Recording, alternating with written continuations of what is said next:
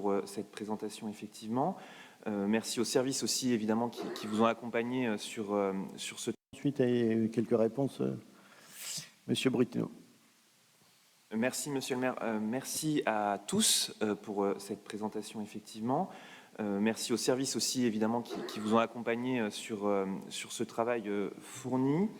Moi, j'aurais plusieurs points de remarques et même de regrets. Je serai moins positif que Mélanie Fortier précédemment, parce que je crains que la vitesse 2 ne soit pas passée par rapport à l'an dernier.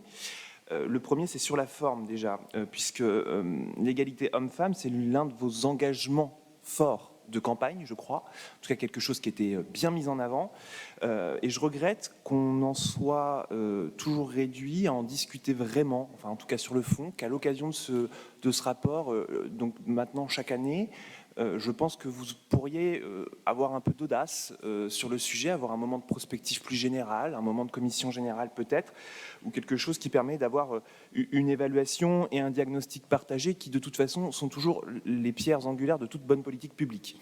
Enfin, voilà, ça c'est pour le côté de la forme. En tout cas, sur le fond, et un autre point quand même qui m'est revenu, c'est peut-être un peu la redondance entre les deux rapports, d'une année à l'autre, avec des paragraphes qui sont parfois quand même très ressemblants les uns des autres et qui ne témoignent pas forcément de quelque chose toujours de très cherché, et je reviendrai sur ce point-là. Sur le fond, celui-ci, il esquisse des progrès, notamment pour le plus symbolique, qui est la dénomination des voiries, des noms de rues qu'on a déjà eu l'occasion d'évoquer précédemment dans ce Conseil.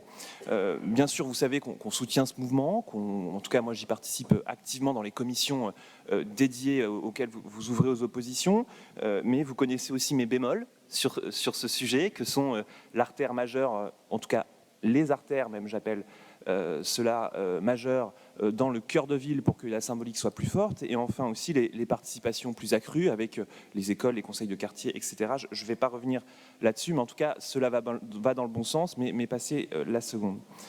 L'année passée, Madame Pereira-Nunes, vous nous disiez ces mots, c'était « ce rapport est incomplet, mais on ira plus loin, c'est une promesse que l'on peut vous faire ». Eh bien, en dehors des éléments précédemment exposés assez symboliques, vous en conviendrez, nous sommes dans une stratégie pour moi des petits pas. Beaucoup d'actions en cours de réalisation à lire le rapport et finalement peu réalisées, donc juste un changement de gamme. Prenons par exemple des piliers, toujours de vos engagements 2020 de votre programme, c'était l'audit salarial. Alors, il sera lancé en 2023-2024, selon le rapport. Cet audit complet devait être mené en 2022. Ça n'a pas pu être le cas en raison de la mise en place du RIFSEP et de la refonte du temps de travail, dont acte. Très bien, c'est pour l'année prochaine, enfin espérons. Le budget genré, je vous en avais déjà parlé l'an passé, qui figurait explicitement dans le rapport précédemment. Et comme je vous le disais l'an dernier, je n'ai pas de religion personnellement en la matière. Moi, j'attends de voir ce que vous allez faire avec ce concept. Mais cette année, celui-ci est passé à en cours de réalisation. Alors, j'aimerais bien savoir effectivement si nous l'aurions en tant que tel l'année prochaine, même si effectivement les présentations sur le Sanitas sont un premier point et un premier pas, mais pourra-t-on encore d'ailleurs le qualifier comme tel, puisque vous avez changé l'objectif discrètement. On est passé dans le rapport de l'an dernier à mettre en place un budget genré en identifiant ces indicateurs de suivi dans chaque direction, à intégrer l'égalité entre les femmes et les hommes dans la construction budgétaire. Vous en conviendrez, ce n'est pas vraiment totalement la même chose. L'un étant plus ciblé et l'autre général. Vous m'aviez répondu, cela prendra du temps et ça prendra le temps que ça prendra, car c'est un travail lourd. Moi, je vous rejoins, c'est un travail lourd. Mais alors pourquoi des villes comme Rennes, Brest, Montreuil ou Lyon y sont déjà parvenus ? Alors prévoyez-vous encore un budget genré pour l'ensemble du budget municipal ou adaptez-vous finalement une sécabilité du budget genré ?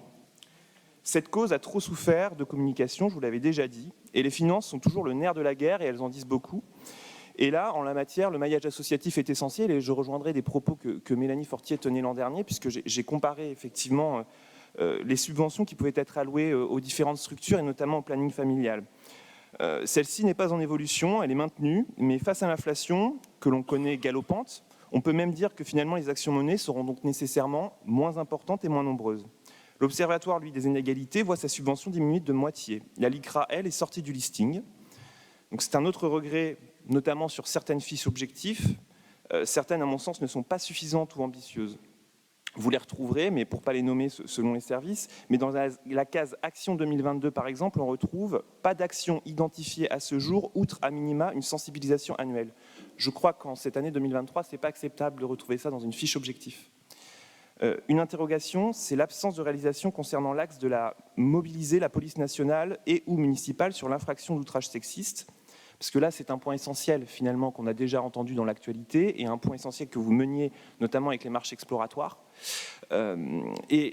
L'absence de réalisation aujourd'hui, en tout cas de mise en place aujourd'hui d'un début de réalisation, interroge, notamment lorsque vous annoncez l'expérimentation et la mise en place aujourd'hui encore de l'expérimentation de l'extinction de l'éclairage public dans certains quartiers, alors même que Lyon a annoncé que dès ce soir, l'expérimentation était terminée et qu'il rétablissait effectivement l'éclairage public dans ces quartiers. Il y a, et comme Cécile Chevillard en a fait écho, des potentielles ruptures d'égalité pour certaines femmes aussi qui peuvent travailler la nuit. Enfin, je m'étonne malgré tout du peu d'agents formés. Vous annonciez l'an dernier, vous l'avez rappelé dans la présentation, 300 agents encadrants sur 3 ans, donc techniquement 100 par an. Nous en sommes dans le rapport, et alors là je vais vous demander un éclaircissement parce que je crois que je n'ai pas vu la même chose dans la présentation, nous n'en sommes qu'à 60 précisément dans le rapport, c'est en page 17. Là, je crois que dans la présentation, j'ai vu 90. Donc il y a un delta de 30 qu'il va peut-être falloir retrouver. À ce rythme, de toute manière, il faudra 2 fois plus de temps juste pour les encadrants, sans parler de l'ensemble du personnel. D'ailleurs, les signalements pour harcèlement sont faibles, vous l'avez vous-même dit dans le rapport, dans un simple rapport de proportion sans préjuger des faits commis, effectivement. À Tours, en 2022, c'est 2 agentes qui ont saisi le dispositif de signalement pour harcèlement moral, contre 5 en 2021. Et 1 pour signalement d'agissement sexiste. Aucune saisine pour harcèlement sexuel n'a en revanche été enregistrée. La formation est là aussi la pierre angulaire de toute bonne information du personnel. C'est donc largement insuffisant, alors même que cette formation permet aussi à mieux prendre conscience pour le personnel des écarts de rémunération. À Tours, l'écart moyen pour la paye de décembre 2022, c'est 9,9%. Il était de 10,2% en 2021. Là aussi, vous m'accorderez qu'à ce rythme, il faudra plus de 30 ans, Madame Pereira-Núñez, pour atteindre une égalité approximative. Et vous m'accorderez que nous n'avons pas envie, tous deux, je crois, d'atteindre nos 60 bougies pour voir cette égalité se faire dans notre collectivité. Alors pour conclure, moi je m'attache toujours à vos engagements de 2020 parce que je crois que c'est le contrat moral passé avec les Tourangeaux et je me dis que par rapport à l'année dernière, finalement, peu de choses ont avancé et finalement, encore une fois, c'est un peu tout ça pour ça. Comme pour le domaine culturel tout à l'heure, nous le verrons dans le budget, la lutte pour l'égalité femmes-hommes devient de plus en plus finalement une ritournelle, mais sans moyens financiers. Et je crois que finalement, vous ne soyez assez limité dans vos actions, Madame Pereira-Núñez. Alors, s'il vous plaît, faites en sorte que la stratégie de petits pas ne devienne pas une habitude. Merci.